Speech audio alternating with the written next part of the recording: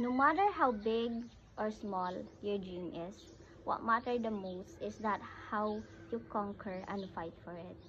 So I just finished reading The Unloved Goddess by Ate Jonax. Yes, I'm a GSL. So fan ko sa iyong mga work. And then, The Unloved Goddess is like an eye-opener for me. Kasi kung iisipin mo, sobrang simple lang naman talaga ng pangarap ni Muse. Yun ay makahanap ng asawa, magkaanak, magkapamilya, at maging housewife. Kung iisipin mo, sobrang dali lang, di ba? Ko na-realize na no matter how big or small your dream is, marami ka talagang pagdadaanan bago mo makamit ang pangarap na yan. Kasi isipin mo, palaging sinasaktan si Muse, palaging nagmamahal ng iba yung gusto niya o yung minahal niya, o di kaya palagi siyang ginagawang kabit. Tumatak talaga sa akin yung sinabi ni Muse na, ang tagal mo, naligaw tuloy ako. Minsan, naliligaw tayo o napupunta tayo sa maling landas. Kasi yung time din na napagdesisyonan na ni Muse na tumigil na siya.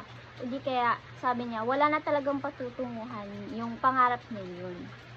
Pero dun ko din na-realize na pag para sa'yo,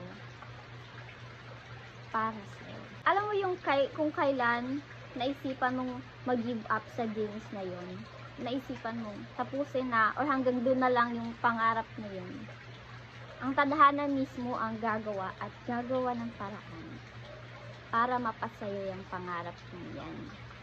Doon ko talaga na-realize na kahit pala sobrang liit na pangarap, hindi naman siya as in. Yun talaga yung unang tingin ko sa pangarap ni Muse eh. Sobrang dali lang naman nun, mag-asawa, magkaanak, magkapamilya.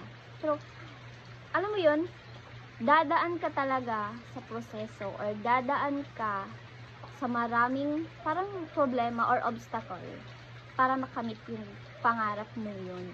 Kasi ang kapalit naman kasi nun, kapayapaan, kaginhawaan. Doon ko rin na-realize na kung alam mo sa sarili mong nagawa mo na ang lahat para sa pangarap mong yan, minsan mas mabuting ipaubayan na lang ito sa tadhana. Dahil yun ang nangyari kay Muse eh. 'Di ba? Binitawan niya yung pangarap niya yun. Nagtrabaho siya para sa sarili niya, para magkapera siya. Pero ang tadhana na mismo ang gumawa ng paraan para makamit niya yung pangarap na yun.